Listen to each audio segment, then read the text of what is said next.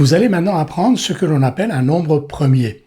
Un nombre premier est un nombre entier naturel qui a exactement deux diviseurs, 1 et lui-même. Par exemple, 5 est un nombre premier, car il a exactement deux diviseurs qui sont 1 et 5. En effet, 5 n'est pas divisible par 2, il n'est pas divisible par 3, il n'est pas divisible par 4. 5 est juste divisible par 1 et par lui-même, c'est-à-dire par 5. Donc 5 admet exactement deux diviseurs, 1 et lui-même. 5 est donc un nombre premier. 3 aussi est un nombre premier parce qu'il admet exactement deux diviseurs qui sont 1 et 3. En revanche, 6 n'est pas un nombre premier car il a 4 diviseurs, 1, 2, 3 et 6 et non pas exactement 2. Une remarque, 0 et 1 ne sont pas des nombres premiers. 0 n'est pas un nombre premier parce qu'il admet une infinité de diviseurs.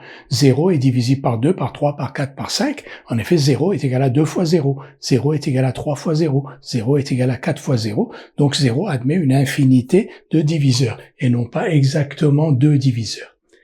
1 n'est pas un nombre premier parce que 1 n'admet qu'un seul diviseur qui est lui-même. Donc 1, c'est 1 fois 1.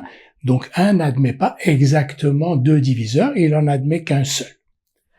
À l'exception de 2, les nombres pairs ne sont pas premiers. En effet, 4, 6, 8, 16, donc les nombres premiers strictement supérieurs à 2, sont tous divisibles par 2 et ils admettent donc au moins 3 diviseurs.